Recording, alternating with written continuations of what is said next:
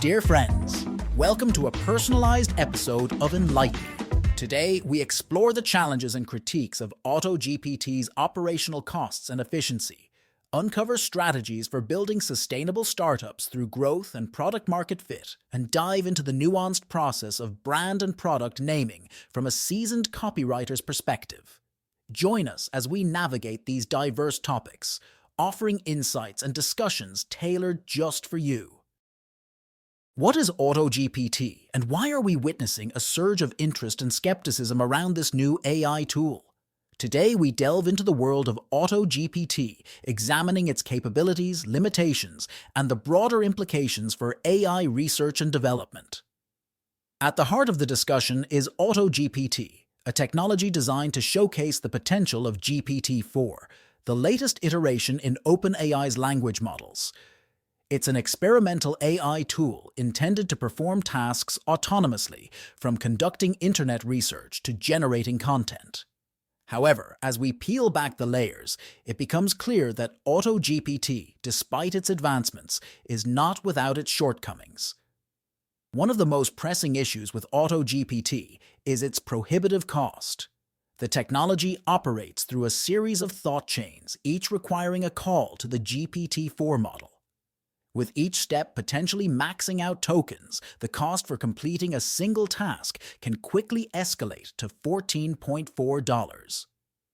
This financial barrier raises questions about the practicality of Auto-GPT in real-world applications, where efficiency and cost-effectiveness are paramount. Moreover, Auto-GPT's approach to problem-solving reveals a significant inefficiency. Currently, there is no mechanism to serialize the chain of actions into a reusable function for later use. This means that for every new task or a minor change in requirements, users must start from scratch, incurring the full cost again. This not only wastes resources but also contradicts how we typically tackle problems in the real world, where solutions are iteratively improved and reused. Another limitation of Auto-GPT is its reliance on vector databases for accelerating k-nearest neighbor (KNN) searches. While intended to provide a memory effect by retrieving earlier chains of thoughts, this approach has been criticized as overkill. Given the cost constraints and the efficiency of exhaustive searches, the use of vector databases in Auto-GPT seems excessive and unnecessary. Users have also reported various technical shortcomings, from the inability of Auto-GPT to handle complex problems effectively to the frustration of encountering the maximum content length exceeded message. These limitations not only dampen user experience, but also challenge the notion of Auto-GPT as a comprehensive solution. Beyond these technical and financial hurdles, Auto-GPT grapples with ethical considerations. Like any AI system, it is prone to generating incorrect or nonsensical responses and may inadvertently propagate biases or societal issues due to the data it was trained on. These challenges underscore the need for ongoing scrutiny and ethical oversight in AI development. Despite these obstacles, Auto-GPT's emergence has sparked a fascinating dialogue about the future of AI. It represents a step forward in the development of generative agent systems, pointing to a future where AI can autonomously perform complex tasks. However, the journey is fraught with hype and inflated expectations, reminding us of the importance of fostering a nuanced understanding of AI's capabilities and limitations. As we navigate this evolving landscape, it's crucial to maintain a critical perspective, questioning narratives and striving for informed discussions. By doing so, we can ensure that our exploration of AI technologies like Auto-GPT is grounded in reality, paving the way for meaningful advancements that truly benefit humanity. In conclusion, the buzz around Auto-GPT serves as a dual-edged sword, offering glimpses of AI's potential while exposing the challenges that lie ahead. As we continue to push the boundaries of what AI can achieve, let us remain vigilant, informed, and thoughtful, ensuring that our pursuit of innovation is matched by a commitment to responsibility and ethical consideration. And now, pivot our discussion towards learn entrepreneurship.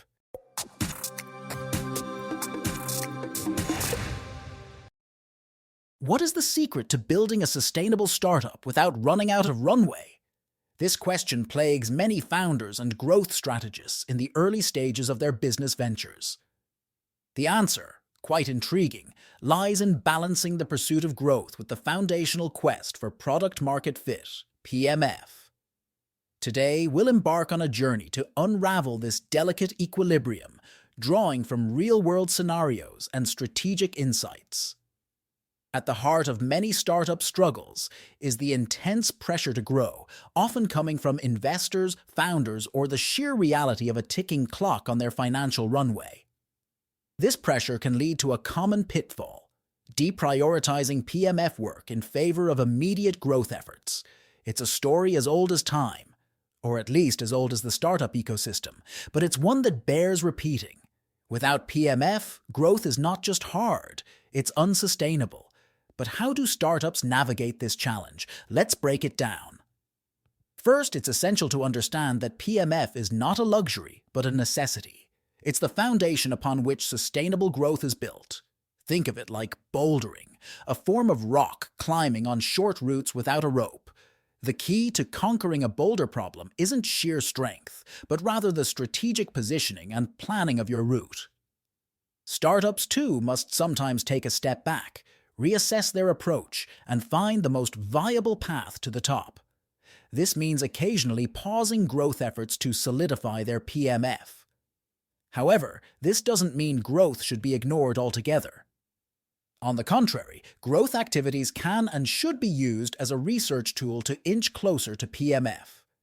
Setting more modest growth targets can allow a startup to use its main channels not just for expansion, but as a litmus test for PMF. This approach requires a delicate balance, a dance between pushing forward and stepping back to reflect. For instance, consider Dugos, a company specializing in lenses that block blue and green light to improve sleep and well-being. Faced with the challenge of finding PMF for 3 different lenses, the founder had to make a strategic decision: focus on testing all 3 with a specific target audience, or concentrate on the lens with the most potential. Opting for the latter, Dugos was able to streamline its efforts towards finding PMF for its most promising product, illustrating the importance of focused experimentation in the quest for PMF. Testing doesn't stop at products. Exploring different markets and tweaking language are equally crucial in identifying PMF. For example, Heights, a brain supplement company, tested various markets by creating multiple landing pages and ad setups to pinpoint their ideal audience. Through rigorous experimentation and audience testing, Heights discovered that cognitive decline was a compelling angle for their product, despite initial high acquisition costs. This iterative process of testing and learning is vital for startups aiming to find their PMF. In the realm of language testing, the same principles apply. By experimenting with different messaging and closely monitoring engagement, startups can uncover the language that resonates most with their target audience.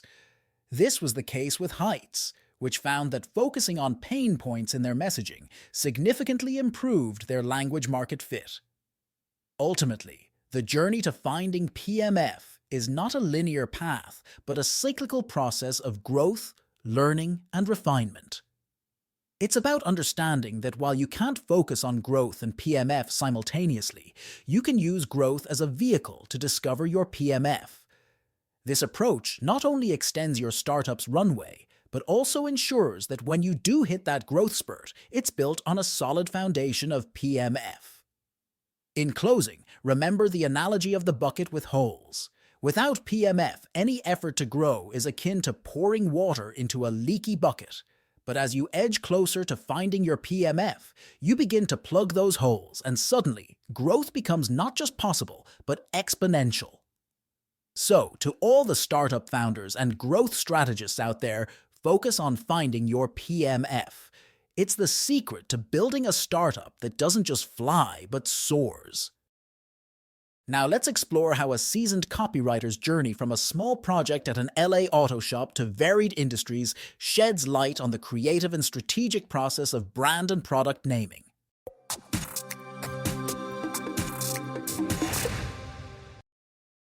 Welcome to today's educational deep dive, where we unravel the intricate world of brand and product naming. Have you ever wondered how some of the most iconic brands got their names? Or perhaps you're on the brink of launching your own venture and finding the perfect name is proving to be more challenging than anticipated. Today, we dissect the art of naming, drawing from the experiences of a seasoned copywriter whose journey into this fascinating realm began with a simple yet impactful freelance job for an LA auto shop. Our guide through this journey embarked on their copywriting career by crafting a mere 75 characters for a review. This seemingly insignificant task was the catalyst for a career spanning over 6 years, involving work across diverse industries from supplements to sports teams. What is particularly captivating is their profound love for naming brands and products, an art likened to writing the world's shortest poem, where emotion, imagery, purpose, and value must be condensed into just a few letters. Over the past 6 months alone, this individual has named an SDK for a disruptive healthcare brand, a resale program, and even launched their own independent naming studio. Let's explore the distilled wisdom and step-by-step process they've shared for successfully naming brands. First and foremost is drafting a naming brief. This foundational step ensures alignment with your brand strategy and objectives, helping to navigate the subjective nature of naming. It involves defining the mission, vision, tone of voice, naming objectives, criteria, and more. This is critical not only for internal alignment, but also for holding clients accountable. Next comes the fun part, generating name ideas. This phase is about unleashing creativity, exploring the farthest corners of the internet, and tapping into various sources for inspiration. The goal? To come up with at least 300 ideas without self-editing. This stage benefits greatly from a diverse team, where inputs from various perspectives can lead to unexpected and brilliant name ideas. However, the process is not without heartbreak. Narrowing down the list and assessing risk involves saying goodbye to many favorites due to availability issues or potential legal complications. This stage includes thorough research through Google, domain checks, and even social media handle availability. It's a tedious but necessary step to avoid future frustrations for clients who might fall in love with a name they can't own. Presenting the most interesting, ownable, and promising ideas is next. This involves creative territories, mock-ups, and detailed write-ups that tie back to the naming brief. It's an opportunity to make it fun and ensure the names are deeply connected to the brand strategy. The final decision, of course, rests with the client. The best approach is to guide them towards a recommendation, encouraging them to imagine the name in various contexts and ensuring it stands the test of time. But what if consensus isn't reached? It's essential to allow some breathing room. Names can evoke strong, immediate reactions, and alignment might not happen overnight. Giving the process some air allows for names to marinate, ensuring a choice that endures. In closing, the journey of naming a brand or product is both an art and a meticulous process. It's a blend of creativity, strategic alignment, and practical considerations. From the tale of a copywriter whose career was sparked by a simple review to the comprehensive steps involved in naming, this narrative underscores the profound impact of a name. In the world of branding, a name is more than just a word. It's the essence of your brand's story, the first touch point with your audience, and a vessel for emotional and visual imagery. Whether you're a budding entrepreneur or a seasoned marketer, understanding the depth and breadth of naming is essential for carving out a unique space in the crowded marketplace. Thanks for tuning in to today's episode of Innovation Pulse. If you enjoyed our insights and are eager to learn more, the Enlight Me app is just a tap away.